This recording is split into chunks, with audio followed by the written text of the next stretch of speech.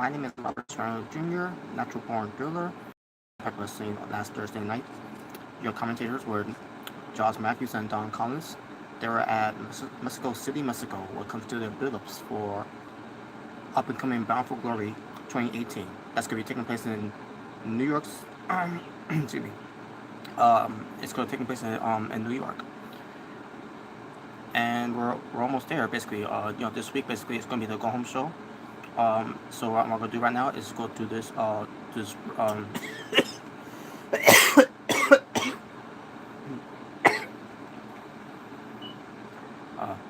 yeah. As I was saying,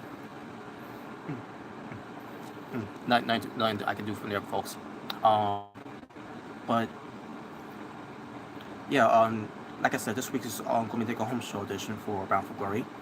So what I'm going to do is to go through what happened last week, because I didn't get a chance to do last week's Impact Wrestling review, and I apologize for that. Well, I'm here right now to give you my analysis, my thoughts, and also some rants when it comes to this particular show. So let's get to it. The show opened up with Matt Sydal versus Rich Swann. Now, I talked about this before. They've been building this up between Rich Swann and Matt Sydal. The only problem is that they should have been building this up for the upcoming pay-per-view, the biggest pay-per-view show of the year for Impact Wrestling, Bound for Glory. And when it comes to Brian Cage being the Impact X Division champion, they shouldn't have put that belt on him. They should have kept it on Matt Sydal. They could have done something where they could protect Brian Cage of not winning that belt. That way, you got Matt Sydal versus Rich Swann at Bound for Glory for the title. But instead, they decided to go with the route with Brian Cage being the X Division champion, and now the title, basically the X Division title, is not going to be on the line for this year's Bound for Glory, which is unfortunate. And I blame management for that. I blame Impact management for that. And now you got Matt Sydal, Rich Swann wasting their match on the regular Impact Wrestling show as we're getting close to Bound for Glory. Mr. Rican J21, thank you for joining. Can't wait for Bound for Glory this Sunday. Me too. I can't wait. Despite basically despite who's going to be in it, and despite how there's not that much of a build up when it comes to matches, despite some matches that we not going to be getting, which is unfortunate. Despite all that, I'm still looking forward to see what Bound for Glory, what comes to Impact wrestlers here, to see what they bring to the table for this Sunday's Bound for Glory. But with that being said, I guess Rich Swann, Matt Sydal having a match. My highlights so far: Matt Sydal makes an attempt to get to Rich Swann to follow him one last time. When it comes to his opening third, and basically Rich Swann teasing that he wants to join up and also to follow Matt Sydal's footstep. But Rich Swann launched himself off the apron, crashing into Matt Sydal on the outside. Sydal climbs underneath the ring, and Rich Swann goes after him, only for Matt Sydal to hit him with an weapon. Referee didn't see what happened there. Sydal goes for a hurricanrana off the top rope, but Rich Swann lands on his feet, connects with a super kick. Rich Swann goes for the hurricanrana of his own, but this time Matt Sydal counters into a powerbomb. Additionally, a mystery man attacks Rich Swann, following Matt Sydal to connect with a unique finishing move. I keep forgetting what he calls it, but he gets the win over Rich Swann, and it was revealed that this mystery man was Ethan Page. Excuse me. This mystery man has been revealed as to be Ethan Page, formerly known as Chandler Park. Yeah, for those who don't remember, this following year for Impact Wrestling, Joseph Park's cousin, was Chandler Park, and Chandler Park was Ethan Page. And now they decided that to scrap that all off and bring him back as Ethan Page, and thinking that for those who've been watching the show, for the entire, wasn't gonna know that Ethan Page was formerly known as Chandler, cousin of Joseph Park when it comes to this whole Park attorney at law. or 24 Law, whichever that bullshit did with Ethan Page and Joseph Park. But whatever. But that was the match though. The match though I thought it was pretty good. The problem is again, they wasted on the regular Impact Wrestling show. Should have been on Bound for Glory. We get an OVE cam from OVE. Dave Chris is losing his mind because when it comes to the Lucha Brothers, having magical powers because they adopted him and all that from last week and all that, and he's acting all possessed and crazy, like he loses his mind. Jake and Sammy Jake and Sammy are trying to calm down and saying that they're not buying what the Lucha Brothers did to Dave Crest. So basically, Sammy Callahan calls out Pentagon Jr., Phoenix tonight, and Brian Cage wants to join. Then they could have their, basically, he didn't mention anything about Brian Cage. He just mentioned the Lucha Brothers based on what they did with Dave Crest. And again, Dave Crest was like, they get magic powers and something like that. I don't remember how it was said, but he was losing his mind now. But we'll get to more of that later.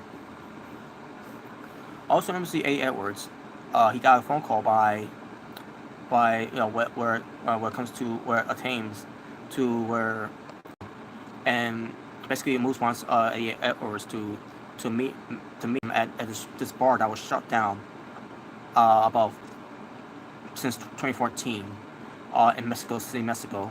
Basically the same place they're at right now, and that's what happens. But we'll get to more of that later.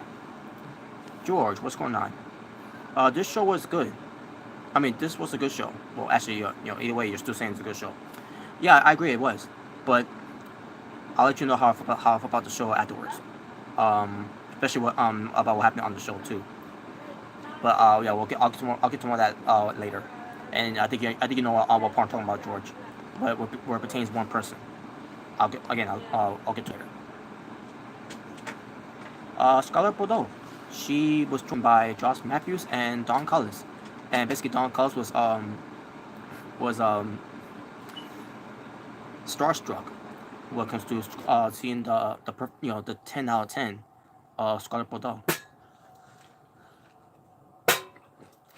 So basically, Scarlett Bordeaux, she joins on commentary with Josh Matthews and Don Callis, and I love this line by Scarlett Bordeaux. She said, Don Callis is a 10, and Josh Matthews is a 5. In my opinion, he should have been a 0, in my opinion. And she's basically talking about, when it comes to, talent. Josh Matthews, he's got talent when it comes to him being athletic. Yes, Josh Matthews can be athletic. If you haven't seen him wrestle before, like, for example, last year, when he wrestled at Summerversary, and before Summerversary, when it comes to that build-up, he actually does some unique, some athletic moves. And so I guess you could say he is kind of talented, but when it comes to a commentary, he's garbage. He is a 0. He is no 5. He is a 0. Don Collins, on the other hand, is a 10 when it comes to commentary, and when it comes to having a mind and wrestling, in wrestling business overall, he is very talented with that. So yeah, Scarborough, she was a little off with Josh Matthews when it comes to him being a 5. She should have said a 0 to him. That would be for Bret Hart. 4 out of 10. Well, I'm pretty sure Bret Hart would have said that though. But anyways, Scarborough, she was out there, just to scout some talents. She was only there for that one match, and that match ends up being when the Electric's open challenge, when it comes to his Dummy's open challenge. And yeah, Electric comes out. He wants to challenge the Luchador, and Luchador comes out, and it's the legendary La Parca. So they had a match. As far as how the match was, there wasn't much of it. Highlights in the match. Electric connects with a big net breaker out of the corner, which was a little sloppy. Electric pressing the steel chair. And then also La Parca gains position of the steel chair. Electric gets out of the ring. Electric then decides to take a countout loss. So yeah, La Parca wins via countout. And I said to myself, okay, the match was overall was garbage because it didn't match up well, and which sucks because you got Eli Drake who's very good athlete in the ring, and then you got La Parca who's basically out of his prime though, but he could still go. And the match to me was just sloppy. It was not a good match at all. So also we get the OGs confronting LAX. basically they're steering their flags, their belts, because the thing hit about this one is that they cannot touch each other until they get to Bound for Glory when it comes to their match, which is concrete jungle match, which is going to be out of the impact zone. It's not going to be in the arena. It's going to be in a different location. And basically, they got to respect the ceasefire type of thing until they get the Bound for Glory. So basically you got King taking also their drinks and all that, and then King takes a drink of Conan's all that, and then spits in his face with it, and Conan has to stand there and do nothing. The rest of LAX with Santana and Ortiz, and all of a sudden they drop the belts and the flags and all the stuff, and the OGs left. Basically, the OGs are trying to push LAX's buttons to try to touch them, you know. So I'm loving this feud, by the way, folks. This is the hottest feud so far when it comes to Impact Wrestling, next to Sami Callihan and Eddie Edwards for this year so far. The OGs versus the LAX is a gang war type of thing, and I love it. It's like the Bloods versus the Cribs. That's how I see it. Or what comes to different type of group, gangster names, gang members' name, whatever. That's how I see it. And I'm enjoying this. I love this feud, man. And first, actually, it's going to end at Bound for Glory. It's going to end once and for all at Bound for Glory, and we'll see how that turns out. Then we get to Ethan Page reveals that when it comes to Rich Swann, that he is going to follow Matt Sydal's path of enlightenment. Enlightenment. Since Rich Swann won't do it, Ethan will do it instead. And Sydal challenges Rich Swann to a tag team match at Bound for Glory. So basically, Rich Swann's got to find a partner of his choosing to face Ethan Page and Matt Sydal for Bound for Glory. So that's what we're gonna get now. It's gonna be a tag team match. So next we get to Murder Clown with Katarina versus Joe Hendry and being coming by Grado. Grado was in his wrestling gear. I don't understand why he wasn't wrestling. It was Joe Hendry who was wrestling. Joe Hendry revealed his latest music video showing Katarina and his new friend Murder Clown. I thought it was fucking garbage. I didn't find anything funny about that. It was not entertaining. It was not fun to watch. I don't get how anyone I don't get how anyone thought that watching that was going to be anything but entertaining. It was garbage. But the match began. How is the match? Basically, what I was looking for this match was that Murder Clown was to murder Joe Hendry. So how is the match? Murder Clown connects with a huge clothesline, taking over of the match. Joe Hendry hits in a four-way slam. And then also he strong gain some moment, some advantage. But then Murder Clown quickly regains control with another clothesline out. This time into for a top rope splash and gets a 3 count in the win. So yeah, Murder Clown so far has murdered so far Joe Hendry. Then after the match, you have Katarina giving Grado a low blow, and Grado oversold it like and then he goes out of the ring. It basically was overselling it like, oh my god! It reminds me of how Grado was overselling the whole thing with Joseph Park being attacked backstage a while back when it comes to the X mark which it would end up being crossed later on, but Grado was overselling during that time too, like ah. Now he's overselling the low blow shot like like Grado's fucking garbage. So is Joe Hendry, by the way. Joe Hendry and Grado is fucking garbage. Get him off of my fucking TV.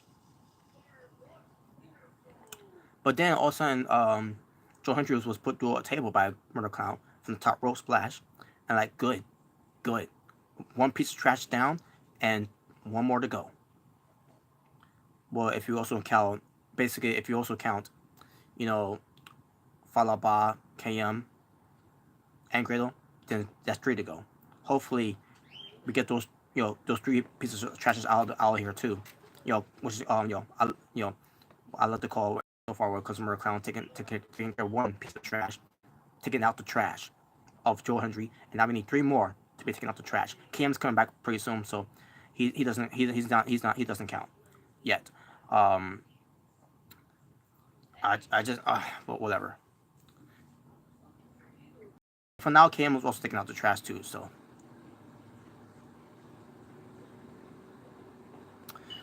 Miss Ricky 21. The music videos are trash. Yes, it is.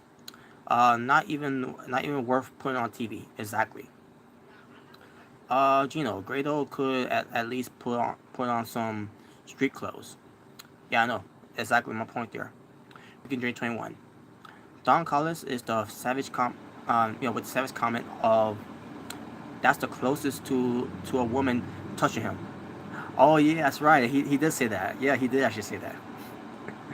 Yeah, I agree. That was a savage. That was savage of him to say that. That was hilarious. Um, Gino, I like Joe Hendry in WCPW. Well, good luck with that one. If he's on that, I'm not watching. I get enough of Joe Hendry on Impact Wrestling as it is. Anyways, Eddie Edwards shows up. This segment was so bad when it comes to the acting and with the over dramatic and exaggeration of it that I thought it was entertaining at the same time. But Eddie Edwards arrived at this bar that was closed down back in 2014, according to to Moose, and he's holding his wife Alicia Edwards hostage. And here's the thing, she wasn't handcuffed to a chair, she wasn't tied up to a chair, she was just sitting there, you know, just sitting there like a good girl. All right, but hey, at least one thing was good about this segment was that I get to look at Alicia Edwards of her beauty, while Moose and Eddie Edwards are talking just garbage to each other. Um, Basically, Moose. Oh yeah, I gotta point this out. Moose outfit was all right. The problem is the hat he was wearing, with the bling bling and the hat, hat is upside down, all that, like that beach hat. Like, what the fuck's going on with Moose? So, anyways, so Moose reminds Eddie Edwards that all the sacrifices he made for him, and how Eddie never paid him back. And then basically Eddie Edwards mentioned his real name, and then Moose goes berserk and says, "Don't you ever miss my real name, or in front of my music real names," and blah blah blah. And he's like, "Yeah, soon now." And then all of a sudden, Alicia Edwards gets the cup of water, spray, splash it to Moose's face. She runs away. Eddie Edwards goes after Moose, and then Killer Cross comes out of nowhere, attacking Eddie Edwards, and Eddie Edwards goes fight back. Alicia Edwards picks up the candlestick and then says to Eddie, "Catch."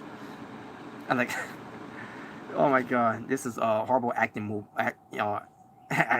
ever. What comes to live action movie ever. What comes to fighting, basically fight. Yeah. I mean, what comes to some action movie. I meant to say that's what I meant to say. Not live action. I meant action movie. But yeah, Eddie Edwards and Electric escapes, and all of a sudden Eddie Edwards calls Giant Impact, and you gotta love the fact that Giant Impact was waiting for Eddie Edwards to give him the call to let him know to go after Austin Aries.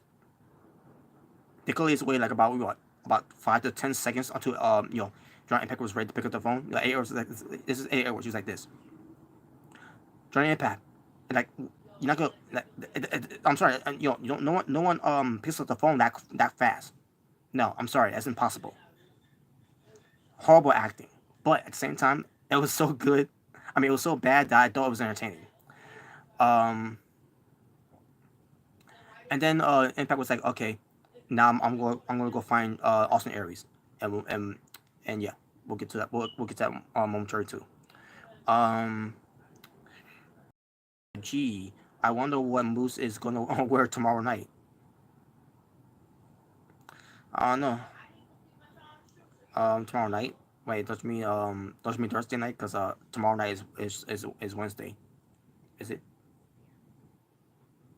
Cause yeah, there you go. Yeah, there you go. Thursday night. I mean, exactly. All right. Yeah, exactly. That's what you meant.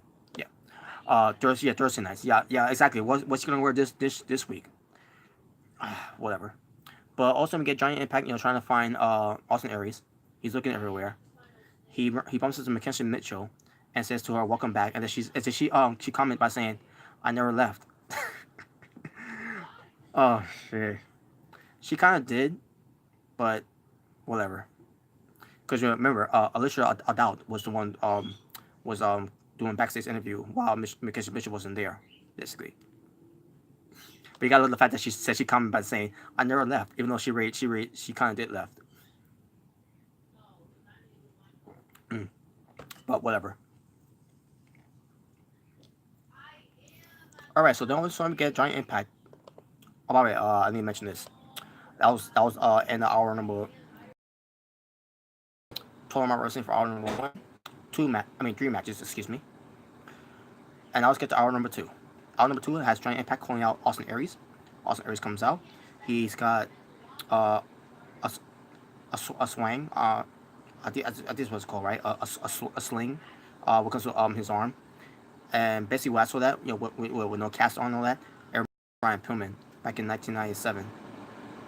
Where Brian Pillman was saying that he's wearing the swing on his arm, acting like he's really hurt because he wanted to wrestle against Owen Hart, and then Brian Pillman was like he explains why he can't wrestle. It's because he slipped in the bathtub, whatever, and then hit his arm in the bathtub, whatever, and then uh, he's not American clear and all that, so that's why that's why he's wearing the arm slang, and now at the scene Austin Aries doing that, and I say to myself, yeah, it reminds me of Brian Pillman.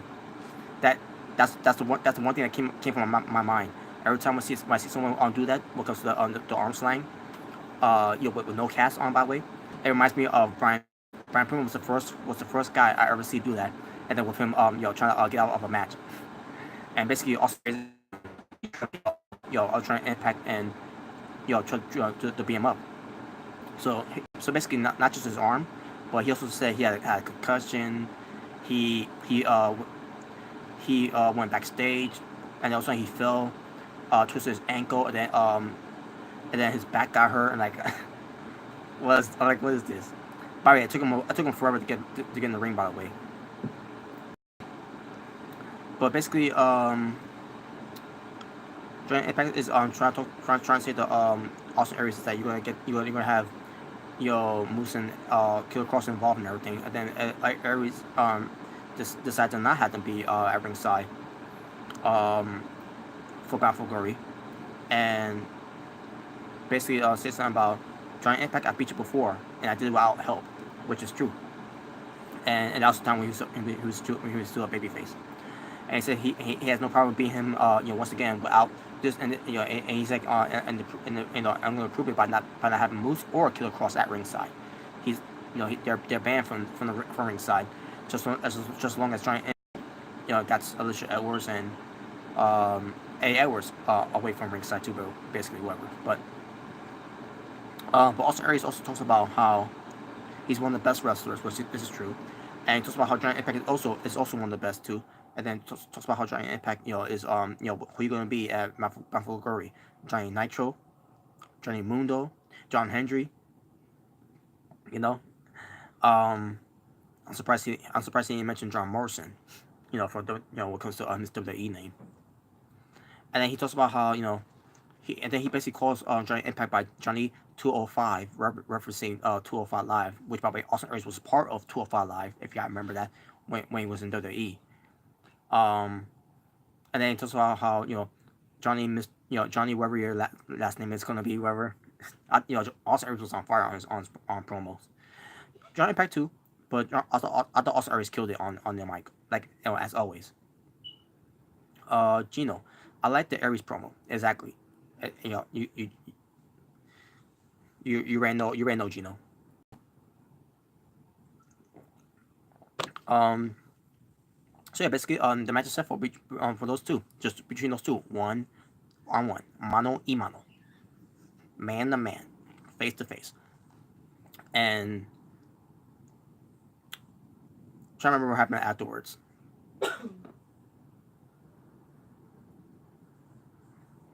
And then also Aries gives Giant Impact a sucker punch, and also Aries though took off on the arm slang, and then he's better, and yeah he was fooling he was fooling him the entire time anyways, but and Aries goes is going to get ready to take him out, but then Giant Impact gets the upper hand on him, and basically takes him out with the Starship Pain, which by the way was one of the worst Starship Pains he's ever delivered before. And Giant Impact stands tall, holding on to the world title belt. And yeah, also Aries retreats, and there you go. And I see myself, really, you gotta keep on having Giant Impact, stand tall again. I'm really worried that Giant Impact is going to become the next Impact World Champion by beating one of the greatest wrestlers alive today, and the greatest man that ever lived, Austin Aries. Unbelievable. But we'll see. Hopefully that doesn't happen. Um, we go backstage and we see X Division champion Brian Cage. He basically also wants to answer the call to OVE. What comes to OVE, want to challenge the Lucha Brothers, and then he says he want to also to be involved as well. Basically, we don't have to wait until Bound for Glory. We could do it on Impact Wrestling. So we basically on the but we'll get to that momentarily though too. We get to the Desi Hit Squad. They talk about how they're disappointed of losing to the LAX, and they talk about how now we're back at the line. Yeah, that could be an opportunity for them to be to get a tag team title shot against the tag team champions in a non-title match. Also, we see Gama Singh, going after them with with the with the mop again to Rohit Raju and Guru Singh, and basically tells them that they're going to wrestle each other at next week on Bound for Glory in a one-on-one match, and to see who is the weak link of the team. So yeah, Rohit Raju and Guru Singh is going to wrestle each other, and we'll see who is the weak link. Other than that, I'm actually looking forward to see how this turns out too, Bobby folks. So we'll see. We'll see. Scarlett Bordeaux, she's backstage. She runs into um, Jack Evans. Jack Evans was showing why he should be with Scarlett Bordeaux when it comes to scouting talent, and he basically shows his athletic skills by doing a backflip, and also we get a luchador coming out of nowhere, looking all, I guess in Scarlett Bordeaux's words, kinky. Okay. Scarlett Bordeaux also enters to another room where you see Petey Williams and Trevor Lee sitting on the sofa here. And Petey Williams was starstruck of Scarlett Bordeaux, and he tells basically Petey tells Trevor Lee to go to see, and then Trevor Lee was like whatever. Basically, Trevor Lee was like no selling the hotness, the 10 out of 10 in Scarlett Bordeaux, and Petey Williams was going to show Scarlett Bordeaux to teach her how to do the most devastating wrestling move in professional wrestling history, the Canadian Destroyer. Even though she already knows how to do the Canadian Destroyer, but we're going to ignore that.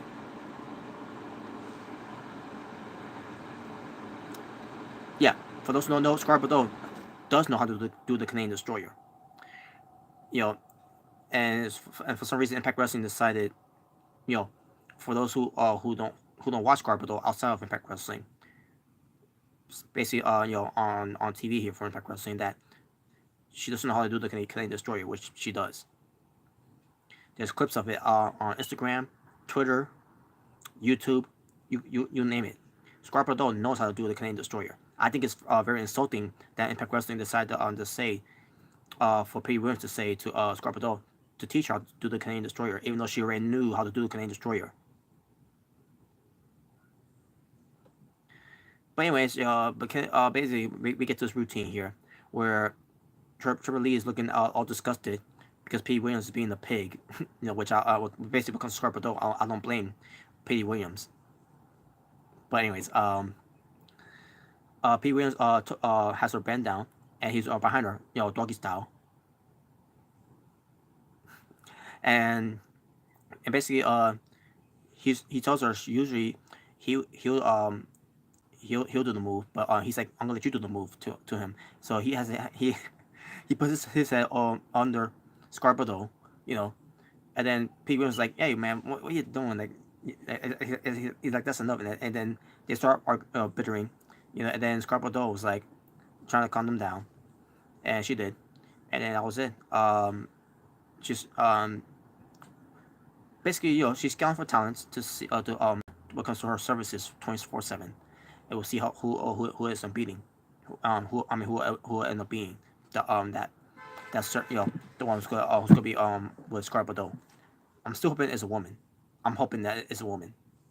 Just saying. Um, okay, the Lucha Brothers. They are furious at OVE for disrespecting them in their home of Mexico, and they're gonna accept the challenge to OVE for the showdown for this particular show, and we'll get that. No, basically, that was the main event. We'll get that later.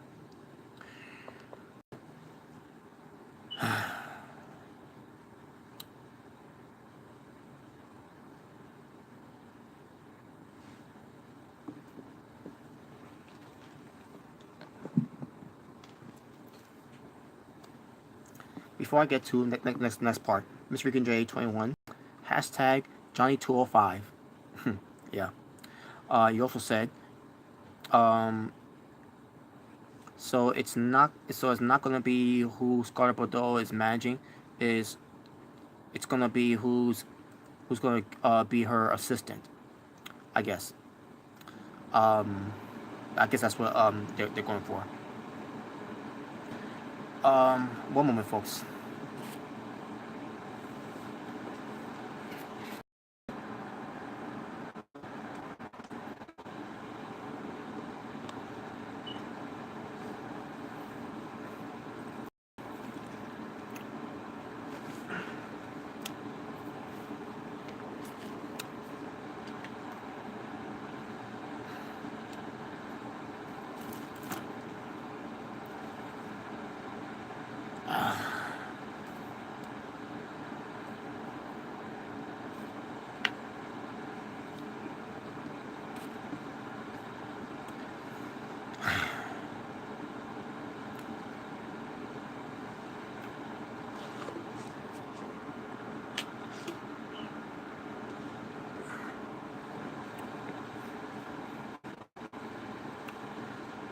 Su Yung versus Kiera Hogan.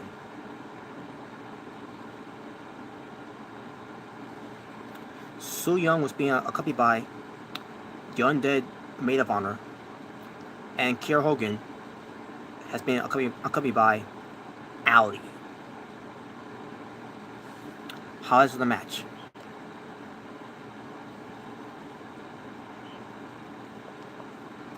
Kiera was on fire from the opening bell, attacking Su Yung.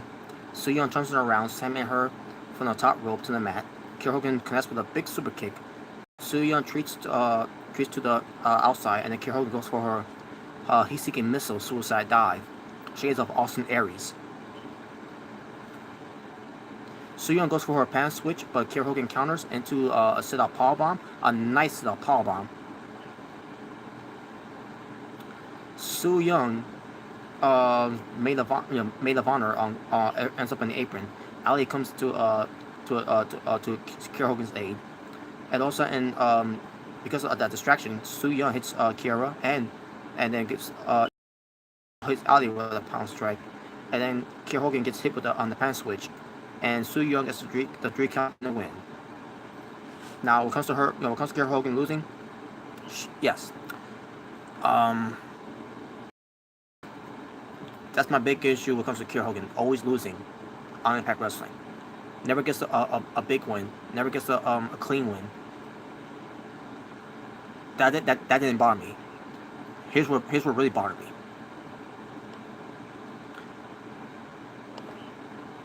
After the match, the Undead Bridesmaids comes out with the coffin, and I knew what they were hanging with this. So Kiera Hogan was still knocked out. Su Yung picks her up. All of a sudden, Allie comes for the save. Because it's always gonna be about Allie. It's all about Allie saving the day. Always gonna be about Allie this. Always gonna be about Allie that. Always gonna be about Allie overrating her on Impact Wrestling, overrating her to the bitter end, overrating her to the main event, overrating her to the beginning of the show, overrating her too fucking much on Impact Wrestling. Because at the end of the day, it's not about Kiera Hogan. It's not about Su Yung. It's not about Tessa Blanchard, who's the Impact Knockouts champion. It's not about the return of Taya Valkyrie. It's not about Alicia Edwards. It's not about Katarina. It's not about Scarlett Bordeaux that much. It's about, at the end of the day, it's going to be always about Allie.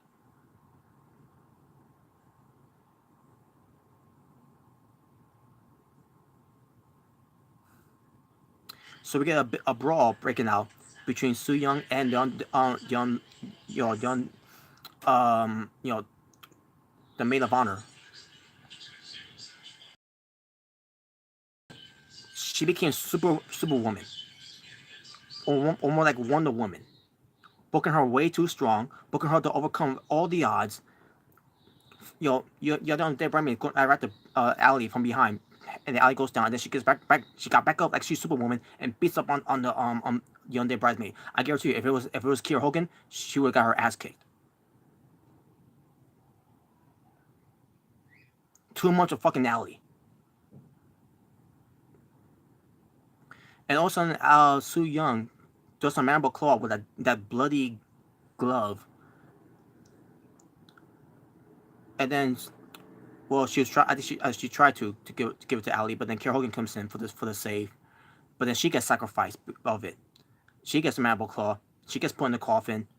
And then when Su Yung closed the coffin, the lid of that one moment.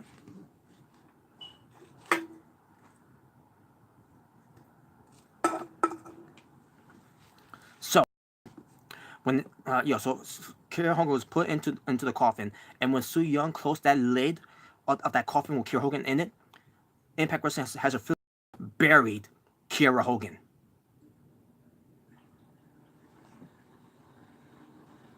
And then you got Allie selling that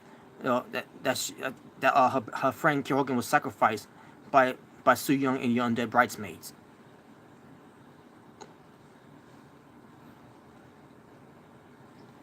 That what fucking upset me. I didn't care that at this point Kiera Hogan lost, because at this point I should be used to Kiera Hogan losing on Impact Wrestling shows anyways, right?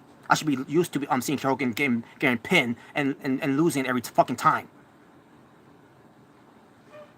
What really pissed me off about this is that Kiera Hogan was put in the fucking coffin, and then she was fucking buried by this fucking company.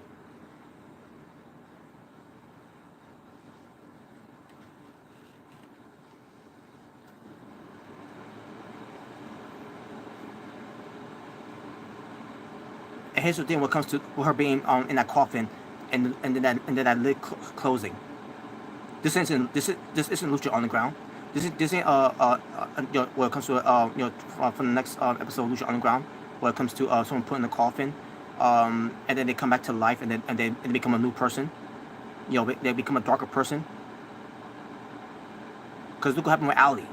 Allie was put in that coffin, and what happened with her? Did she become more darker? No, she's the same old Allie. During the difference is that she's getting more feature on Impact Wrestling than any other knockouts. And why? Because she got the big endorsement and the torch passed to her by Gail Kim.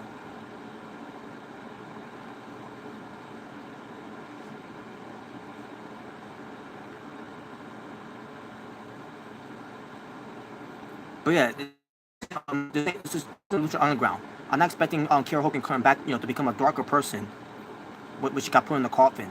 And for those who don't know what I'm talking about, Impact, when it comes to Lucha Underground, they do this match called Grave Consequences. It's like a casket match in WWE, but in this one is in Lucha Underground is more brutal, more bloody, more dangerous, and more of a better match than the WWE has ever done in casket matches. Lucha Underground, when it comes to Lucha Underground's Great Consequences, put in the coffin, you become a different person. You become darker. Happened with Mia Fuentes. Every time he gets in that coffin, by losing in Great Consequences, he becomes more darker, more evil than ever. Prince Puma, he ends up being on the coffin at one point, and he came back to be a darker person and with a new look and all that. He was not the same Chris Puma that we used to know anymore. And then you get Jeremiah Crane, who was put in the coffin, and he's brought back to life by the reptile tribe, and he became Jeremiah Snake. He's still the same, he's still the same Sammy Callahan, but still he's more of a reptile slithering type of a character. And then you got Phoenix, who also was put in that coffin at one point, where he became he's always known as a likable person. He's always doing the right thing. He's always for the fans. He's always coming for everyone's rescue. But ever since he got put in that fucking coffin, he came back to become a more darker person. And I think he was possessed by the death of Katrina. I'm assuming that's what Lucha Underground was doing. Which, by the way, I need to do that review whenever I can. I'm way behind with that, folks, and I apologize, but I will get that. I'll get to that eventually.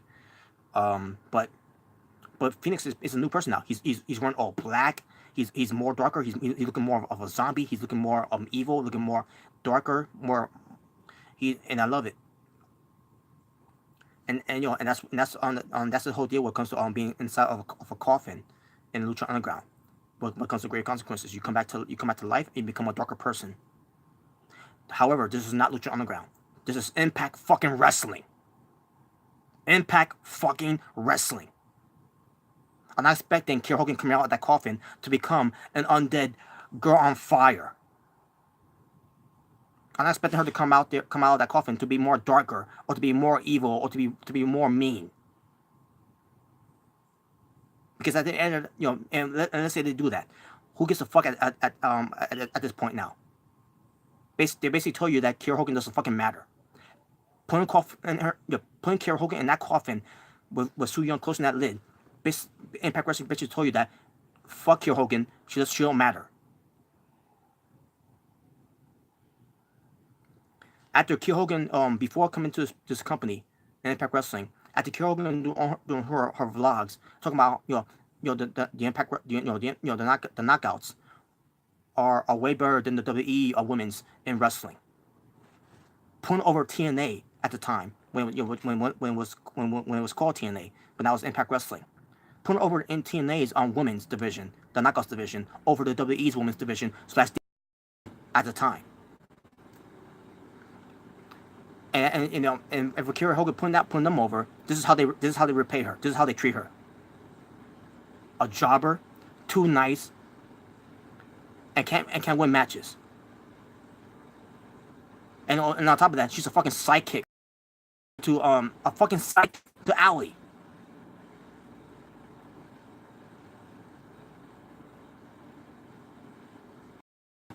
So what am I expecting for Kiera Hogan coming out of that coffin? Is she gonna turn heel? Is she just gonna go at the Allie? And on top of that, is she even gonna be part of Bound for Glory? Basically, what Impact Wrestling just did there, Kiera Hogan's not gonna be part of Bound for Glory. Why should she? She got buried by Su Yung on that show. She was put in the coffin. Basically telling you that Kiera Hogan is dead. She's fucking dead.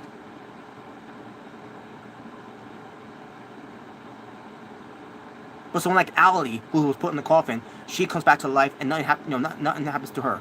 She's the same old Allie. Only difference is, I'm pretty sure that with her coming out of that coffin, she's now becoming more of a superwoman now.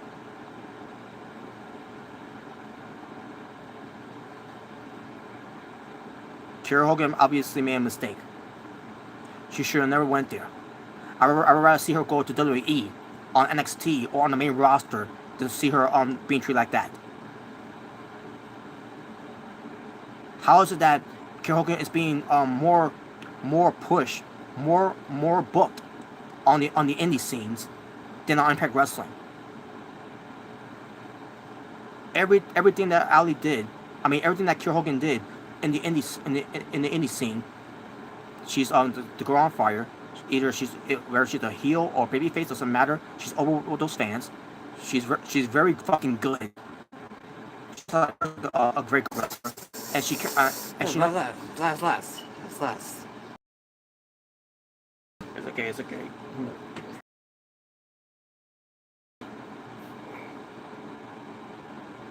Sorry about that. It's gonna be complicated to explain. But anyways,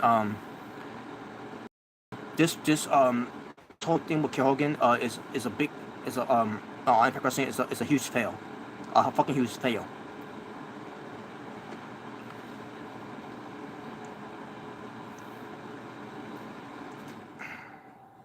I'm sick and fucking tired how they booking Kiera Hogan like this.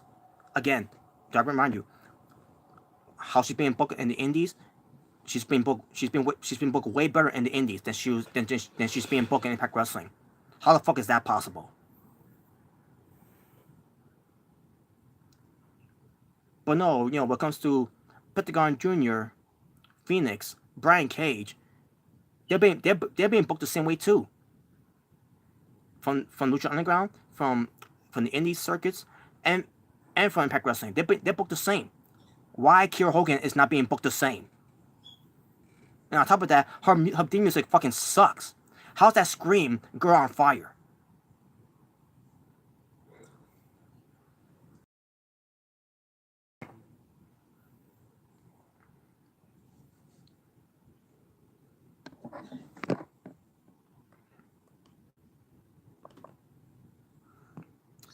And then after that, basically after the whole thing with Kiera Hogan being buried, I'll call that as it is, buried.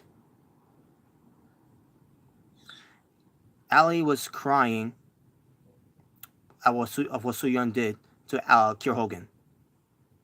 So yeah, basically they're featuring Allie again. Because again, it's all about fucking Allie. It's all about Allie this. It's all about Allie that. It's all about Allie getting this. It's all about Allie, Allie, Allie, Allie, Allie, Allie, Allie, Allie, Allie.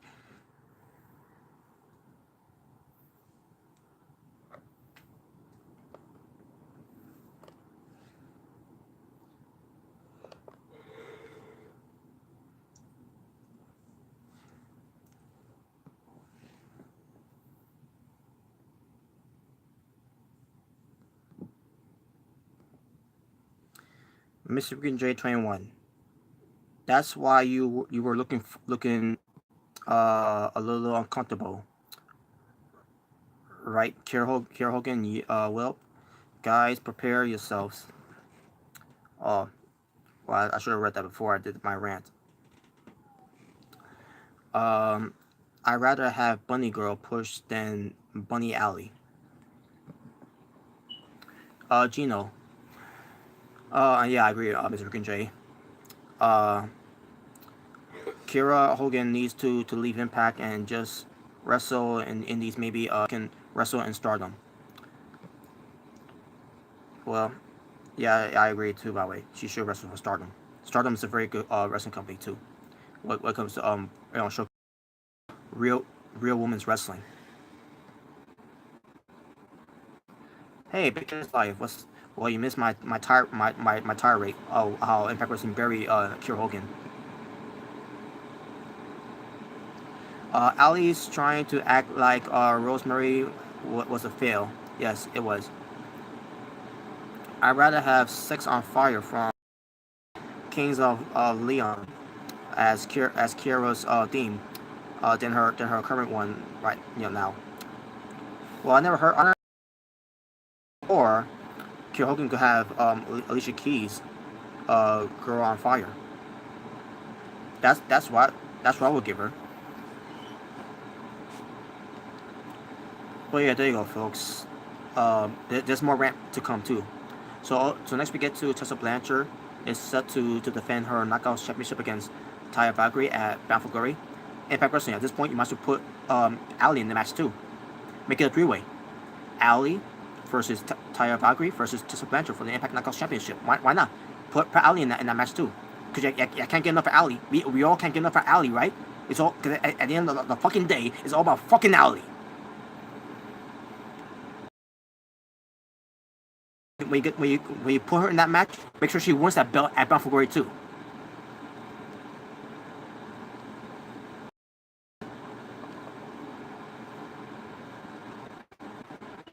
Sami Callihan and OVE are in the ring right now, and they say that they don't want to wait until Bound for Glory. They want to do it right here, right now, against Brian Cage and the Lucha Brothers. So they come out, and we have a match. This was the main event. highlights of the match. And speaking of the match, the match just had Allie in this match too. Because we can't get enough of Allie.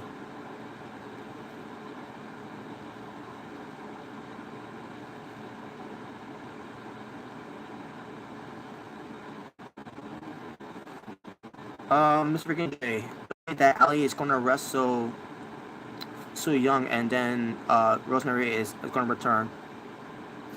It should be Su Young versus Rosemary.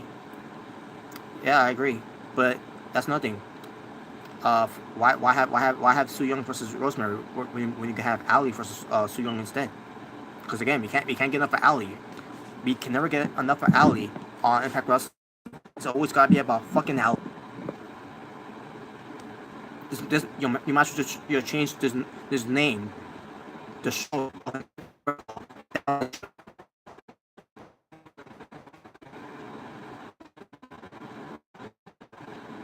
Cause of the match. OVE versus Lewis and Brian Cage. Finish with a swing in that break. Then of OVE goes for the Sando super kicks to Brian Cage, taking him off the apron. OVE goes for the all-seeing eye on Phoenix, but he avoids it and gets a hot tag to Brian Cage. Brian Cage hits a double suplex to the Chris brothers. Brian Cage goes to Callahan, throws him into the referee. Oh, I'm sorry. Excuse me. Brian Cage was about to attack Sammy when Sammy Callahan threw the referee down the mat. Excuse me. My apologies. Which calls for a DQ, which it sets up the match for Battle for Glory, which I knew was going to be in a way where it's going to be no rules at Battle for Glory, because this was just a regular match. So basically, what they're going to do is that they're going to do at Battle for Glory. It's going to be OVE versus Brian Cage and Lucha Brothers in the OVE rules qualifications, which this is going to be no disqualifications for this match at Battle for Glory. In the arena, in the ring. But basically, when it comes to this 6-man tag team match, it's going to be in of Battle for Glory. The other 6-man tag team match, which is going to involve LEX and OGs, is going to involve outside of the impact zone, or the arena, which whatever you want to say. But basically, we're going to get 2 6-man tag team matches, except one of them's going to be in the arena, and one of them's going to be outside of the arena. And in both of them, either way, it's going to be no rules, either way. But anyways, after the match, the fight continues on. Cage goes for a death lift suplex on Jake, from the inside of the ring to the outside, taking everyone out. Meanwhile, Phoenix goes for the front screw off the guardrail and basically match that gets a short ending from there, where they're gonna meet at Battle for Glory, and again, it's been announced that it's gonna be OVE rules match at Battle for Glory between OVE versus Brian Cage and the Lucha Brothers. There you go. And that was the end of the show. And as far as what's going to happen this week's show, they're going to have Austin Aries as he teams up with Moose and Killer Cross taking on Giant Impact, Eddie Edwards, and Falaba.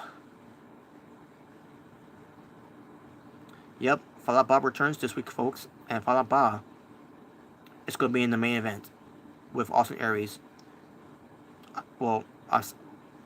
Basically with, Falaba's going to be in the main event with Eddie Edwards, Giant Impact against Austin Aries, Killer Cross, and Moose.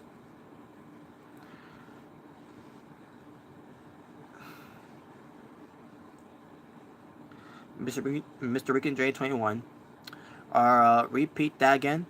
You said mine might as well call Allie what? Oh, comes to Impact Wrestling, featuring Allie every time. You might as well just call, you might as well just rename the show Impact Wrestling to the Allie Show. That's what I said. When I was saying, you might as well have Allie involved in this match too, this main event, because we can't get enough of Allie, right? Because you might as well just change this name, Impact Wrestling, the show Impact Wrestling, to the Allie Show.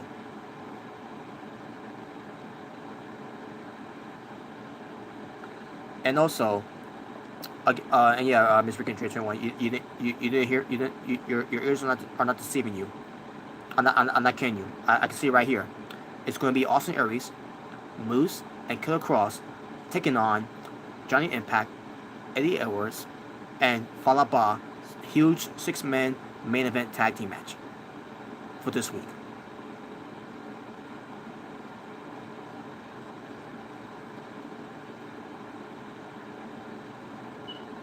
And this week is the home show edition for Bound for Glory.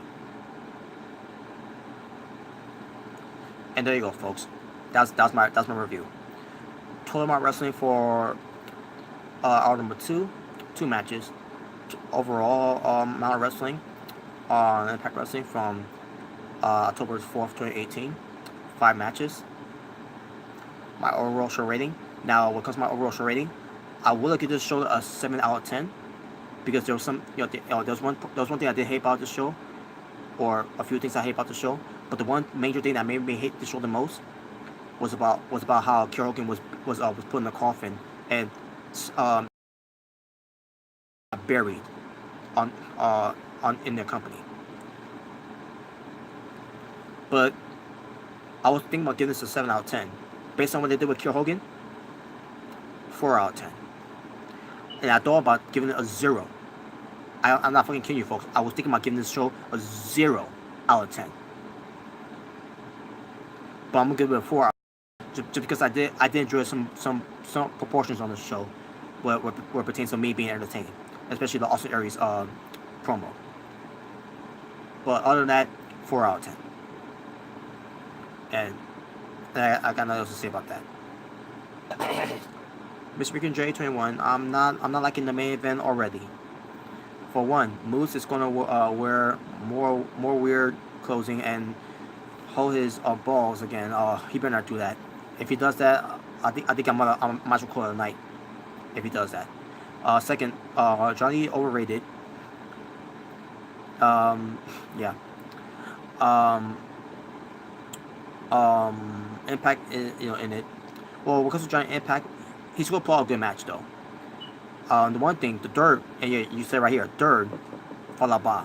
Falaba is not gonna have a good match, folks. He's fucking garbage. He's fucking trash.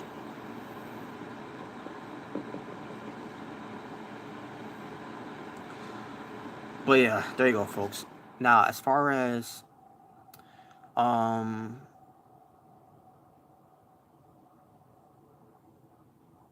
don't know. I'm sorry, folks. Oh yeah, I'm gonna do a preview for Bound for Glory.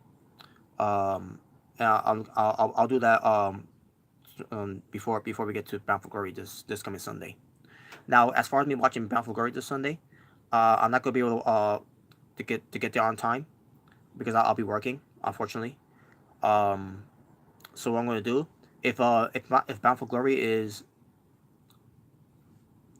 well, I say, well, we'll see. It depends. It depends how long I'll be working, though. Yeah, what it pertains to the weather.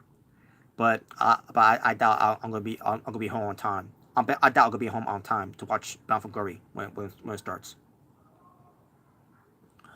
Um, but yeah, and also, folks, I'll try to give you the Super Showdown review whenever I can. So we'll see what that turns out.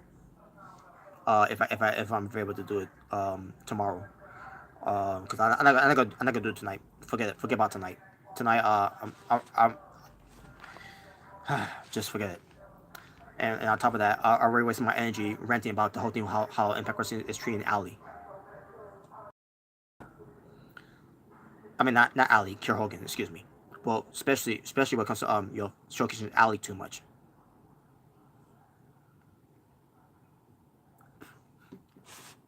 But anyways, and by the way, maybe before I go, I just want to say one thing. When it comes to Allie, I don't hate Allie.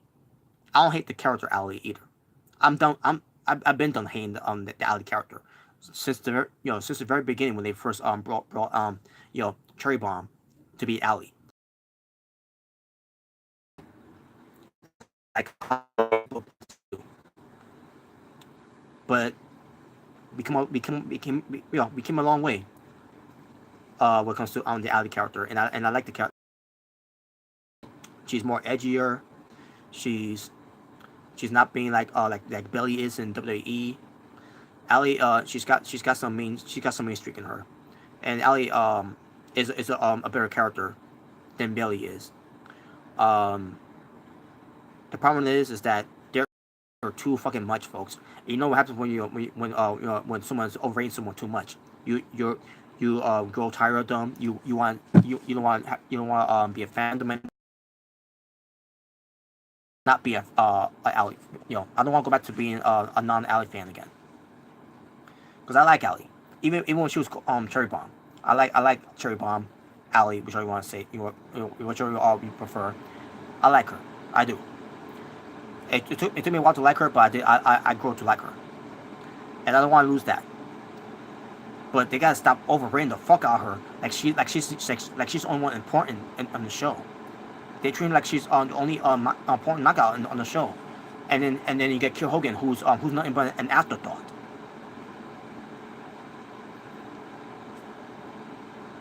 That's my problem with this whole Hogan situation in Impact Wrestling. Too much of Ali, and and and and not too much of Kiera Hogan.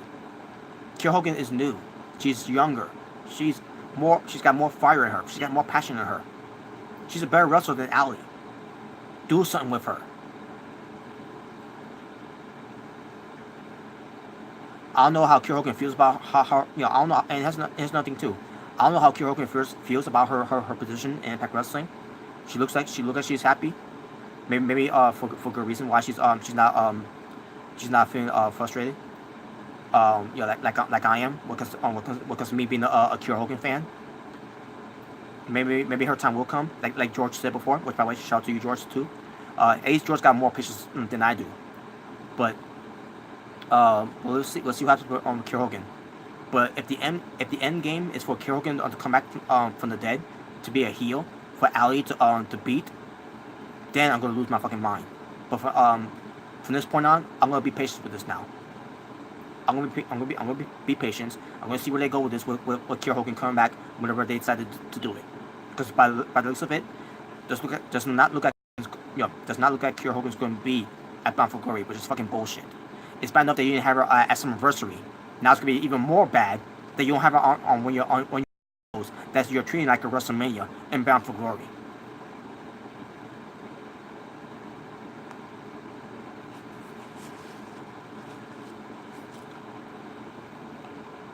And that's all I gotta say, folks. Other than that, thank you for watching. If this is your first time watching me, my name is Robert Serrano Jr. That's your born driller. If you haven't subscribed to me yet, please do so. If you enjoyed this review, give it a thumbs up or give it a thumbs down. Hey, wait, no, I just did Sammy Callahan. Thumbs up, thumbs down. There you go. But yeah, the choice is yours and yours alone. And with that being said, you have a good night. See you all tomorrow. Because my I'm not gonna do it tonight. I'm done for the night. So you have a good night. You all take care. Peace on the streets. I'll talk to you all soon. Shout out to all you in the live chat that comment. I appreciate it, and hope you enjoy this review. Despite how how I was losing my mind because the burial of Kiera Hogan. You gotta understand. I'm a huge Kiera Hogan. I'm a huge Kiera Hogan fan. I've been a fan of hers for the last 2 years now, and to see her where she's at right now in Impact Wrestling, I was saying to myself, wow, she's good. She's going to be going places, because when it comes to Impact Wrestling, they're going to treat her, they're going to treat the knockouts, very well. And then to see how she's being booked, it really pisses me off and it's really insulting my intelligence to a point where, like, I want her to leave. She's better off, wrestling in these circus anyways, anywhere else that she's better off wrestling because she's being booked the same in the indies. Like Impact Wrestling, they're booking her in a different way. I don't get that. But whatever. But that being said, thank you all for watching. Y'all take care. Peace on the streets, and I'm out.